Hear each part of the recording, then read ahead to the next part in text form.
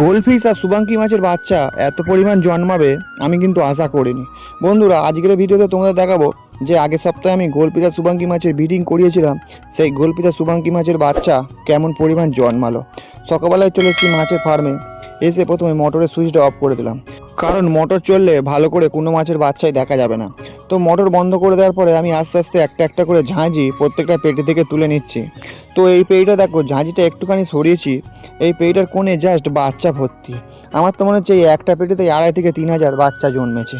তারপরে আরেকটা পেটিতে চলে এসেছি, এই পেটিটাতেও ঝাঁঝিটা সরালাম, এই পেটিতেও কিন্তু অনেক পরিমাণ বাচ্চা আছে। তো আস্তে আস্তে সব কটা পেটি থেকে আমি ঝাঁঝিগুলো সরিয়ে সরিয়ে তোমাদের বাচ্চা মাছ আমি দেখাচ্ছি।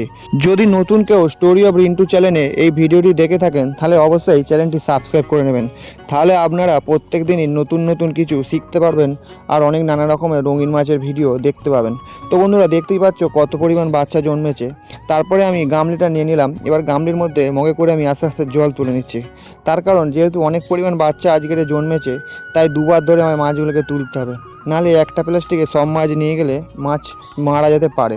তো প্রথমবার আমি গামলিতে জল তুলে নিয়ে আমার হাত নেট দিয়ে আস্তে আস্তে মাছগুলো তুলে তুলে আমি গামলির মধ্যে রাখছি।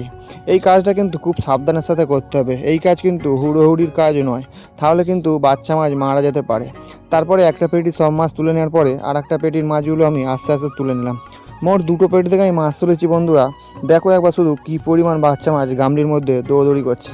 আমার তো মনে হয় এই একটা গামলিতেই 5,000 মাছ আছে। তো আস্তে আস্তে দেখো মাছগুলো সব গামলির কোলে চলে গেছে, আমি হাতটা নিয়ে গেলে ওরা ভয়ে ভয়ে সরে যাচ্ছে। তারপরে একটা বড় প্লাস্টিকের মধ্যে গামলি থেকে সব মাছগুলো আস্তে আস্তে আমি ঢেলে নিলাম।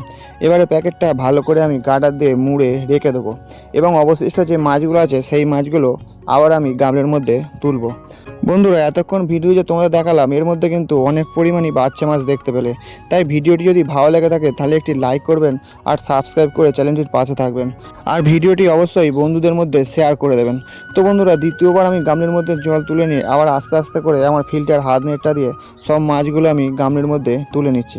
দেখো বন্ধুরা, আগের প্লাস্টিকটা পড়ে আছে মাছ সমেত, আর এবারে গামলিতে আমার মনে হচ্ছে আগের থেকেও বেশি পরিমাণ মাছ আছে। তো এই মাছগুলো আমি আস্তে আস্তে প্লাস্টিকের মধ্যে ভরে নেবো। তো এবারে গামলিতে যে মাছগুলো ছিল আস্তে আস্তে আমি প্যাকেটের মধ্যে জল সমেত মাছগুলো ঢেলে নিয়ে তারপরে প্লাস্টিকটা ভালো করে বেঁধে নিয়ে এবারে আমি যাব আমার নিমতলায় যে পুকুর আছে সেই পুকুরটায়। বন্ধুরা, বেশ কিছু মাছ তোমার বাড়ির পুকুরে ছেড়েছি, তাই এবারে ঠিক করেছি আবার কিছু মাছ নিমতলার পুকুরেও ফেলতে হবে। তো সাইকেলে করে দুটো মাছের প্যাকেট ব্যাগ করে নিয়ে চলে এসেছে নিমতলার পুকুরে। এসে পুকুরে দেখো তোমরা বিকেল হয়ে গেছে, আর পুকুরের জল পুরো শান্ত হয়ে আছে, আর আকাশে দেখো সূর্য কিন্তু অস্ত যাওয়ার পথে, আর সূর্যের আলো যেন লাল টকটক করছে।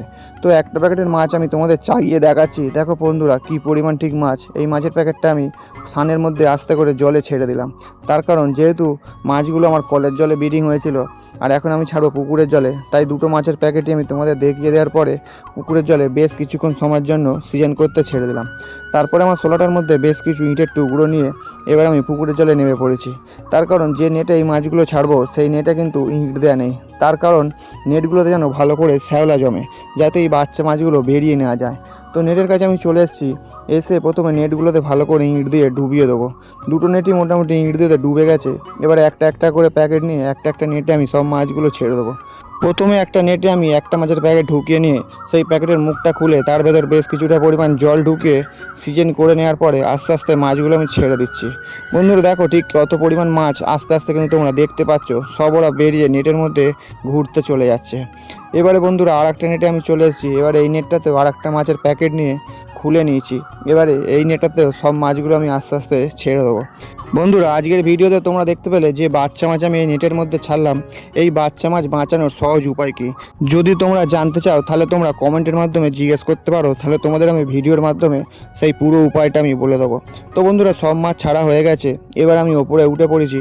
তো আজকের ভিডিও এই পর্যন্তই, আবার দেখা হবে আগামীকাল অন্য কোনো মাছের ভিডিও নিয়ে। আর ভিডিওটি ভালো লাগে থাকলে একটি লাইক করবেন আর সাবস্ক্রাইব করে চ্যানেলটির পাশে থাকবেন বন্ধুরা।